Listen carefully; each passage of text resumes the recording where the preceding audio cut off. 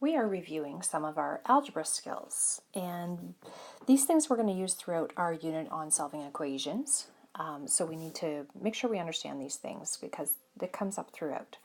First of all, we're looking at common denominators. So when we work with fractions, we want to look at the bottom number. Denominator means the bottom number, and we want to find the smallest number that both of the denominators or bottom numbers can divide into. So for denominator here, we want to find the smallest number that the denominators will all divide into with a remainder of 0.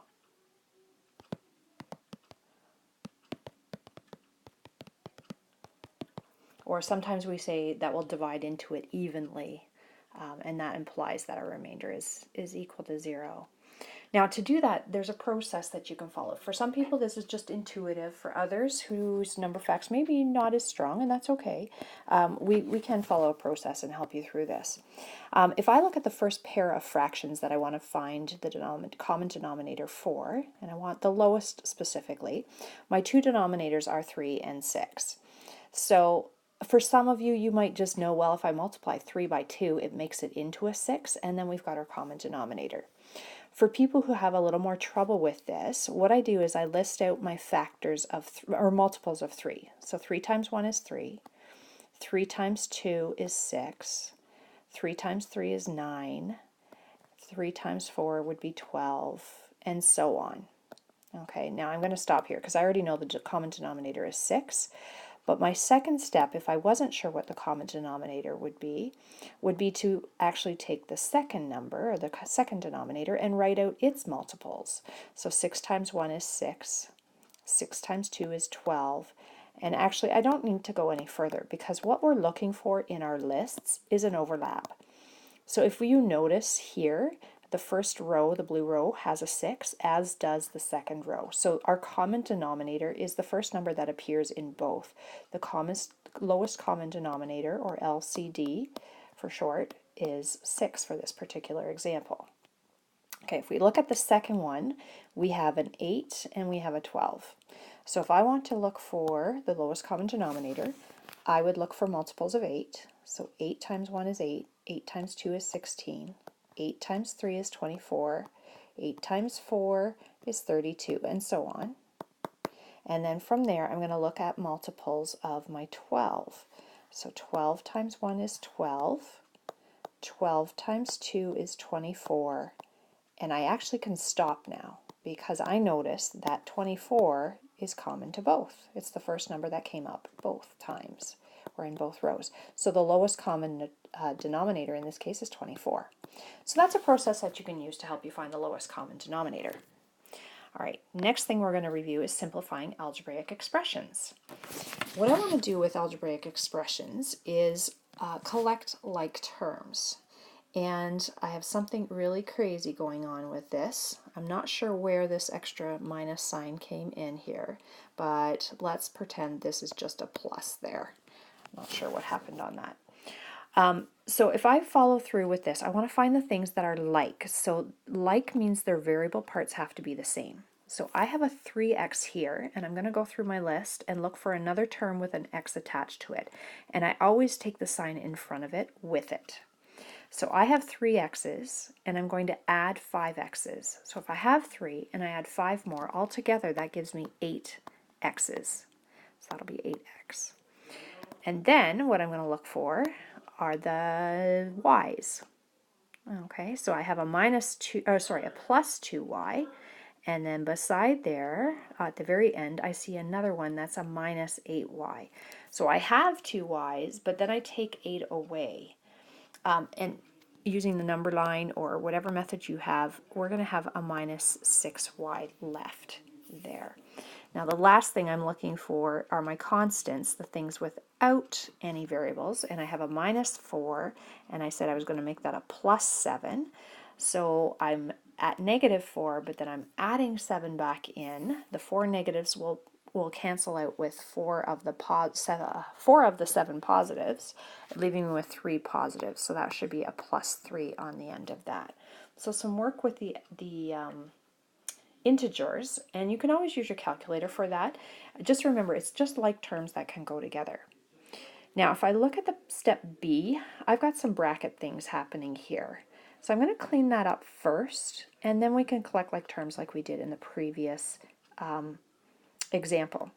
So I have a 2, I'm taking away 3p, but then I'm taking away a negative. If I take away negative in my life, it becomes more positive. Or think, if the signs are the same sign, they go together to be a plus. So that'll be a +4q, then we have a +8, a -q, and then here we're adding a minus or adding a negative. Adding negative just makes things more negative. Opposite signs just become a minus. Okay, now I'm going to look for like terms. I'm looking at this and I see I have a constant of 2, and then I'm looking through my list here. Here's another constant of 8, +8. Take the sign in front, and I don't see any other ones. So if I have 2 and I add 8 more, I'm going to get 10. The next thing I have is a -3p or a -3p, and I look for another p here, and I have another -3p. So I'm down 3, down another 3, altogether I'm down 6p. And then, I'll swap the slide to be yellow here, I have a +4q. Sorry, I missed the q the first time. Get it? I missed my q. All right, +4q and a -q. Now, when there's no coefficient written, no number in front written, it's assumed to be a 1. So a +4q, take away 1q, I will still have +3q there. So hopefully you remember how to simplify algebraic expressions. We're really looking at collecting the like terms. The variable parts have to be the same. Okay, next slide, the distributive property. So the distributive property says we're multiplying. So what I want to do with this is simplify.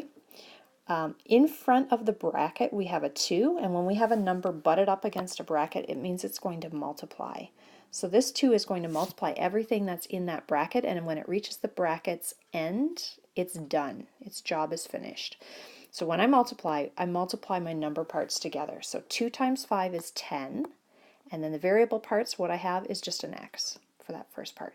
And then 2 times a -7 will be minus, and 2 times 7 is 14. These are not like terms. I'm done. That's it. That's all we do. All right, part B. The 3 is butted up against the bracket. It needs to multiply everything in this bracket, but when it reaches the end of the bracket, which is right here, it's done. We're not going to go any further with that multiplication. So 3 times the 2a, 3 times 2 is 6 with an a. 3 times a minus, now again, when there's no coefficient written, it's a 1. So 3 times a -1 would be -3 with a b. That 3's job is done. And notice I drop the brackets once I'm finished with that multiplication. The next part of this says I'm taking away the next bracket. So I have to take everything away or multiply everything here in the bracket by -1. So if I take away b, it will be a -b, or -1 times b is -b. And then I'm taking away a -5. Taking away a minus will become a plus. 1 times 5 is 5 with an a. All right, now I need to collect like terms. I have 6 a's, and then I have plus 5 more a's. Altogether, that's 11 a's. And then I have a -3b, and I'm going to minus 1 more b, even though that doesn't have a number, it is a 1. Altogether, that will be -4b. And then I don't have like terms, so I'm done. Okay, the last part here is evaluating expressions. We're going to evaluate if x equals -3, y equals 2, and z equals 4. So in my expression, wherever I see the letter, I'm going to replace it with the letter's value, which is defined up here. And when I do, I use brackets. So I'm going to have a 3, and then I have x. So that really means 3 times x, or 3, and then replace the x with its value defined up above here as a -3. So that's going to be 3 times -3, and then take away the z, which is a 4. Okay, and then we do the calculation. Bedma says do the multiplication before the subtraction, so that would be negative 9, and then subtract 4. I'm down 9, go down another 4, altogether we're down 13. Okay, part B is much more complicated. Just in that we've got lots more variables happening, and we've got multiplication and subtraction and division going on. So we have 2 times the x, which is negative 3, and then that times multiplies the y, which is 2, take away the x, which is negative 3. So again, I've put my whatever I'm substituting in, I'm putting in brackets.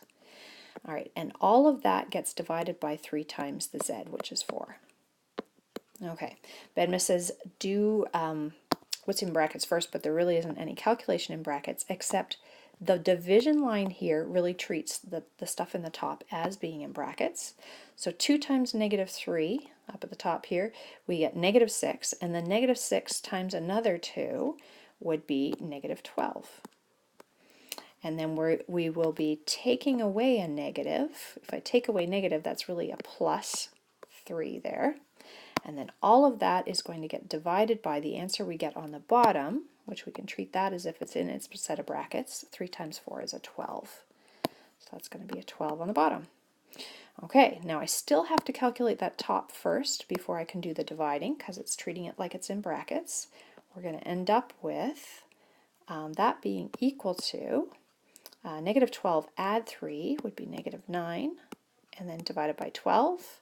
And I've been teaching some of you how to use your fraction buttons on your calculator. That, in lowest terms, both of those can divide by 3, would be negative 3/4.